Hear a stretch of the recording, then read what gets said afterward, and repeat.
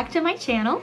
Before we get started, don't forget to go like, subscribe, and check out all the things I have listed down below. One of those is a Patreon account where you can check out all of my cool creative photography, and the other account is if you want to ask me questions, Hey Hero account down below. Today I wanted to talk about my experience living as someone who is highly sensitive and an empath. So you'll see these kind of thrown around, these types of terms.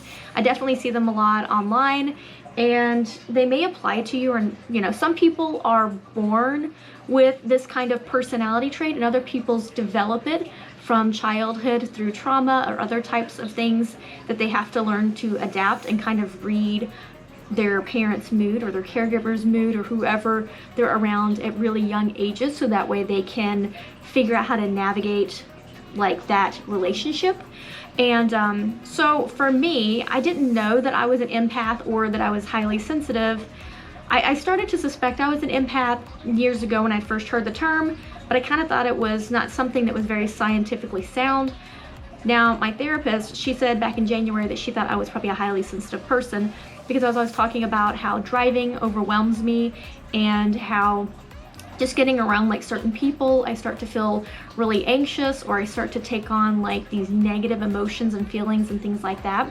And that's another thing, is that social anxiety can be a product of being an empath or a highly sensitive person. And that just means that you're more in tune with things around you. Like bright lights can be too much, loud noises. I don't like loud noises. I don't like super bright lights. And I like very calm environments with like really calming music and just things like that. I don't like going out partying or clubs or just anywhere that's really loud. I like very peaceful things. I don't like to drink, and that may not really pertain to it, but you know, I've never been out partying and drinking. And so, and also with just me, I feel super overwhelmed and like rushes of like anxiety, I guess, whenever I am in certain situations. I noticed, especially like with my last job, when I would go into the office, I would feel this energy, and it was just like so overwhelming and exhausting. I'm trying to figure out like where it was coming from. I think it was coming from I was sensing that there was something going on that they were not telling me, and I was so afraid of a pattern repeating of my life and my job history, which I still need to finish my series of unfortunate jobs. But like, that's what I was like sensing, all of these things, and I was picking up on stuff that they weren't saying to me. And I think that's also like a superpower of someone who's highly sensitive or an empath, is that you kind of sense more of what people don't say. But it also can be very draining and overwhelming and exhausting. So you need a lot of alone time. You need to learn how to navigate, like how to separate your emotions from other people's emotions, and to distinguish your own versus theirs, and not take on their emotions and negativity and their whole vibe, which is really hard because I've been trying to practice that here lately. Because Jason, definitely, I absorb a lot of stress and negativity from like him, his work, and things like that at the end of the day on to me, and it is very exhausting. And just, I'm highly sensitive to like your tone and the wordage that you use. Even if you're not like maybe upset, if your tone is like off, like I suddenly start to just feel like I'm shutting down. I start to dissociate. I start to feel like just really exhausted, like I just need to go to sleep. And it's really a weird phenomenon, but I've been trying to really do that inner work as to how to separate myself from that type of interaction, and also trying to figure out like why I want to absorb, or why my body is absorbing other people's emotions and stress and things like that. Even from, I mean, I guess it's just a strong presence. Jason has a really strong personality and presence, and so when he is upset or stressed out, it just naturally just gravitates to me. And that's what I'm trying to work on, is setting boundaries, and also just distinguishing his feelings from my own feelings, and trying to kind of deflect that. I made French press this morning. It's really good. And I actually went and worked out. So that's another thing. I'm always really exhausted no matter how much sleep I get. And I think it might go back to maybe me absorbing energies and things like that. I'm not sure. I'm just kind of speculating at this point.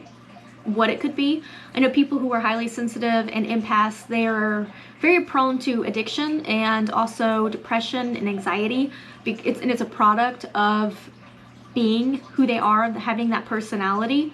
Let me know down below if you're an empath or a highly sensitive person and how you're helping yourself navigate through life with that type of personality, and what you're using to help ground yourself or to help you distinguish your own emotions from other people's emotions and not absorbing it.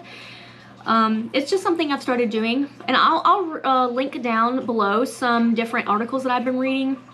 They're just talking about this, like, are you a highly sensitive person? Are you an empath? All this kind of stuff. How you can start doing inner work to maybe help yourself not become so exhausted or overwhelmed in these types of situations. And the things that have helped me is, first of all, realizing that this is a phenomenon that I'm experiencing, and it's not just something often weird with me, because I did notice when I never really had a lot of social interactions like growing up with society, so I never really had learn the people skills, I guess. I'm not good with peopling, or at least keeping up long relationships that last a long time. Friendships, I guess you could say. I'm really good at interacting with and connecting quickly and easily with strangers and people that I'm just meeting, but once it goes past a certain phase, I guess I start to feel like that I'm not bringing enough to the relationship for them to see me as valuable.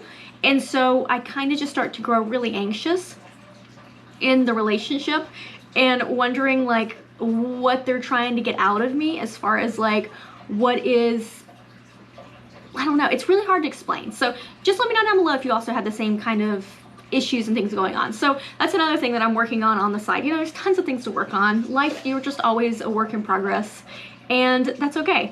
So the things that I've noticed that have helped me is, you know, number one, like the awareness of this, that it's what's going on, and then researching and reading about it.